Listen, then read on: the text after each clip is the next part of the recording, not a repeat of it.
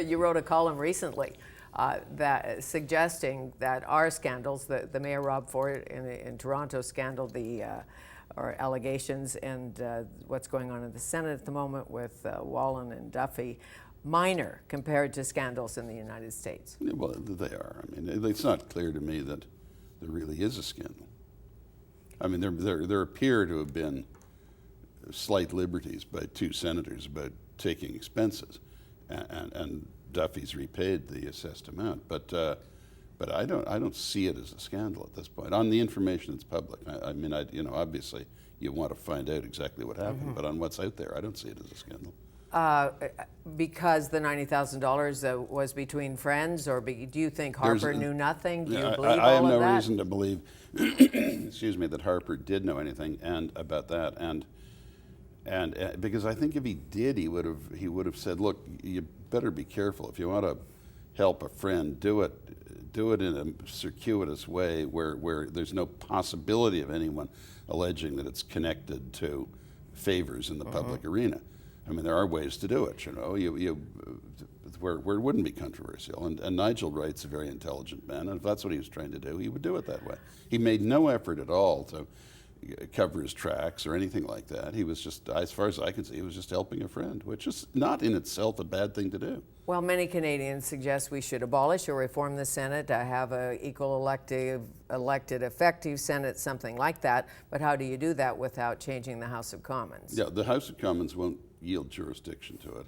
So an elected Senate would not attract any serious people to run for a job that had no influence, or relatively little influence. So I think the way to do it, speaking as a member of the upper house in another country, is what they've done there, and just be more serious about meritocratic appointments. If you conducted an all-party canvass of who say you expanded and added 50 senators, who the 50 most distinguished Canadians between the ages of 25 and 75 are in any field. I mean, any relevant field. Right. I mean, the Tiddlywinks champion of Kamloops or something, but the 50 most distinguished people, and then just put them in, because I bet you very few of them are senators. So put them in. I mean, in the House of Lords, we've got Andrew Lloyd Webber, we've got the field marshals, we've got the big industrials, the heads of the universities, distinguished historians like Asa Briggs, for example, Hugh Thomas. They're terribly interesting debates of the subjects of any interest. Would you like to live in England again?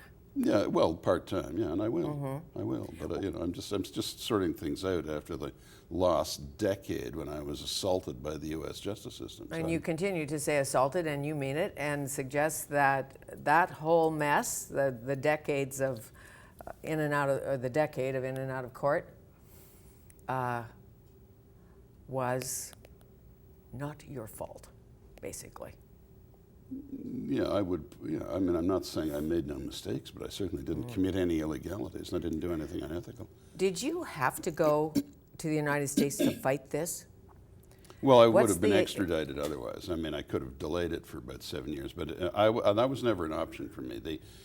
I realized what the odds against me were, but I was determined to give it my best try, because if you take the position of being a fugitive from justice, you forfeit all ability to represent that you are, as I in fact was, innocent, at least innocent of the charges. I'm not a completely innocent person as such, but I mean, it's not as if I never make a mistake, but I certainly didn't break any laws.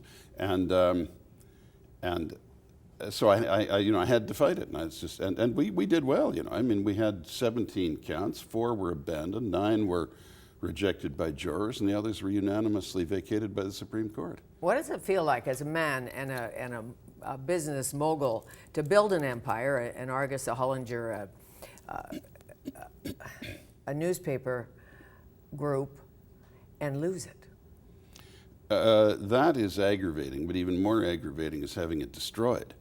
I mean, the people who took it over in the purported interests of the shareholders, who allegedly were not being fairly treated by my associates and myself, then grossly enriched themselves, used it as a platform from which to torment us, and ran these companies into bankruptcy. $2 billion of shareholder value destroyed.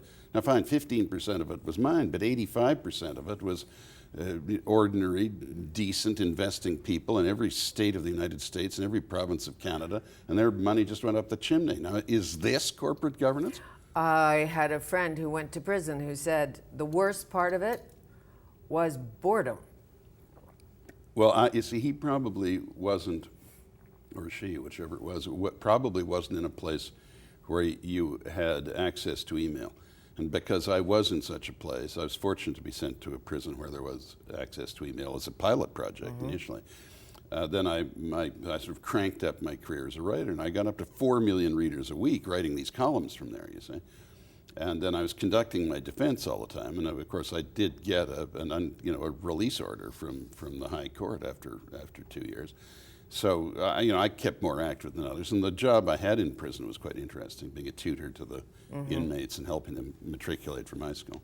And when you got out, I know you didn't say what Martha Stewart said. They asked her who she missed or what she missed, and she said lemons. Yeah, I think she did she say something about her horse too? Probably, but I thought at the time, you forgot about the children.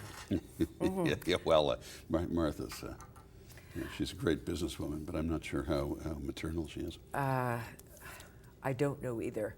But Barbara Emile stood by you. Magnificent. Magnificent woman. How did you meet? Well, initially at the home of the late John Bassett, the publisher of the Toronto Telegram, and one of the leading figures in CTV at that time.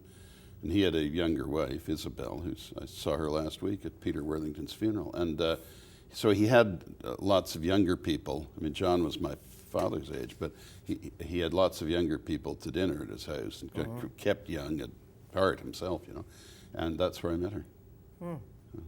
And that was in 1976. Yes, and as I said, it took. Well, not immediately, because we were both with other people, but it's with a delayed fuse. It took with great tenacity. Yes.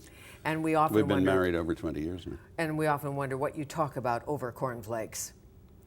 Two great minds, by two which, brilliant of course, minds. you mean her porridge.